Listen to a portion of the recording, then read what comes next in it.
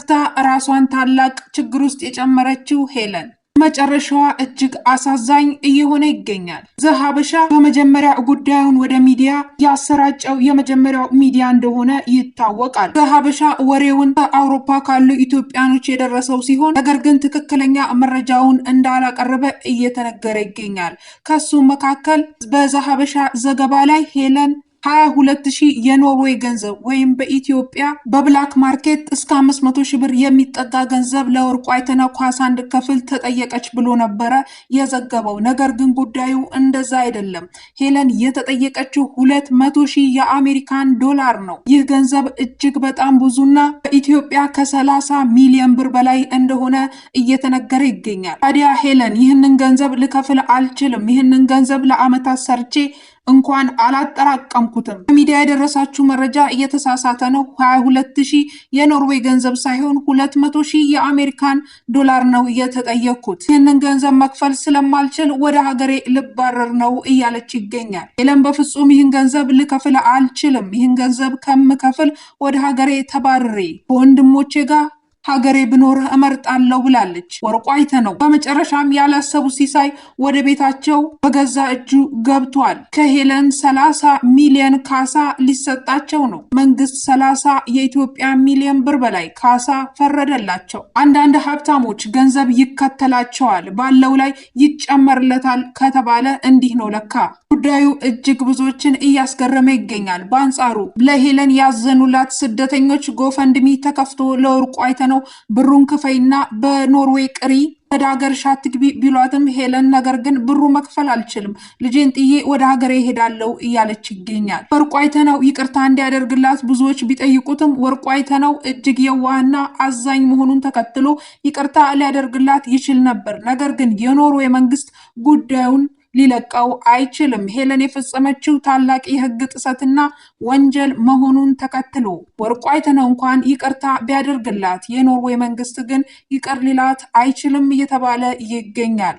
እጅግ ከፍተኛ ጥብቅ ህግ ያላት ኖርዌይ ከአውሮፓ እጅግ አደገኛ ህጎች እንዳላት የሚነገረው ኖርዌይ እንኳን እንዲህ አይነቱን ስህተት አግኝታ በሰላምም አደገኛ የሆነችው ሀገር ሄለንን ወደ ሀገሯ እንደምታሳፍራት እየተነገረ ይገኛል። ሄለን በሚዲያ ወጥታ እውነቱን አምና ወርቁ አይተነውን ተንበርክካ ይቅርታ የጠየቀች ቢሆንም እንዲሁም የሄለን ቤተሰቦች ወርቁ አይተነውን በሚዲያም ሆነ በተለያዩ የስልክ አድራሻው በተደጋጋሚ ይቅርታ ጠይቀውታል።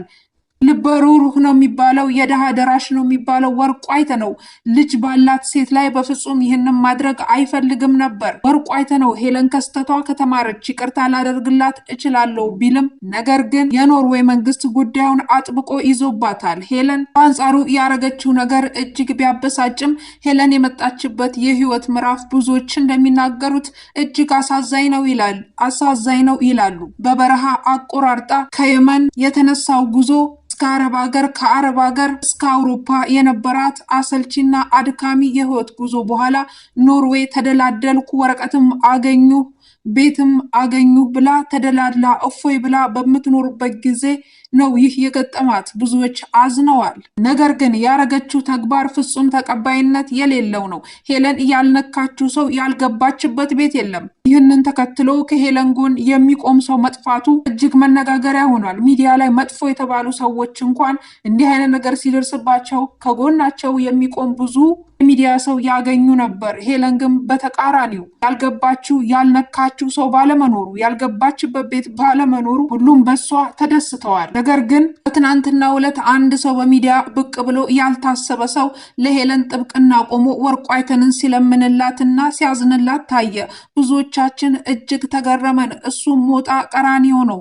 ሞጣ የሄለን ጠላት ነው። ሄለንም ሞጣን ሳይቀር ነክታው እንደነበረና እሱንም አስከፍታው እንደነበረ የሚታወስ ነው። ነገር ግን ያልታሰበው ሞጣ ቀራኒዮ አስተዋይ ሆኖ እጅግ ሌላ ሰው ሆኖ መምጣቱ ብዙዎችን እያስገረመ ይገኛል።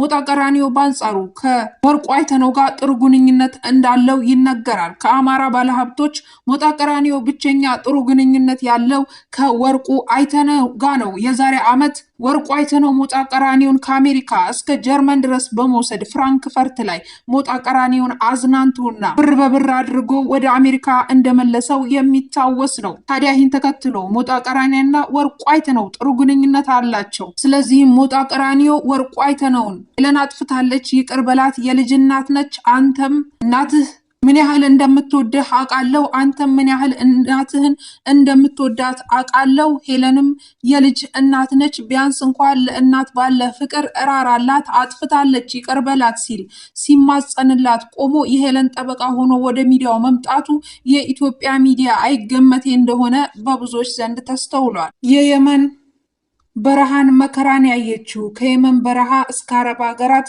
ከአረብ ሀገራት ደግሞ ወደ አውሮፓ ለመግባት በሚደረገው አሰቃቂ የስደት ጉዞ ላይ በባህር ብዙ መከራን አይታ ኖርዌይ ድረስ ገብታ ስደተኞች ያለውን የወረቀት ጭንቀት አሳልፋ ወረቀት አግኝታ እፎይ ስትል ሄለን ወርቁ አይተነው የሚባለውን ጀግና አዞባታል። ብዙዎች የተደሰቱት ሄለን ለብዙ ሰው ማስተማሪያ ትሆናለች ብለዋል። ከጊዜ ወደ ጊዜ የኢትዮጵያ ሚዲያ ስርዓት አልባና ልቅ እየሆነ መጥቶ ነበር። የዚህም ተጠያቂዎቹ ዋነኞቹ በውጭ ዓለማት ተገኝተው የኢትዮጵያን ሕዝብ የሚያሸብሩት ኢትዮጵያን ዲያስፖራዎች ነበሩ። ሁሉንም ዲያስፖራ ባይጠቀልልም ጥቂት ዲያስፖሮችን የሚያሰድቡ ለገንዘብ ሰው ሕይወት የሚበጠብጡ የኢትዮጵያ ሚዲያ የኢትዮጵያን ኑሮ የሚበጠብጡ በውጭ ዓለማት የሚገኙ ዲያስፖራዎች ትምህርት ይወስዱበታል ተብሏል። ከዚህ በኋላ የሰውን ስም ጠርቶ ማንም ተዳፍሮ ሌላ ነገር ውስጥ እንደማይገባ ብዙዎች እርግጠኛ ሆነዋል። ከዚህ ቀደም ብዙ ሰዎች በሶሻል ሚዲያ ልቅ ሰዎች ቢኖሩም ክስ ተመስርቶባቸው ግን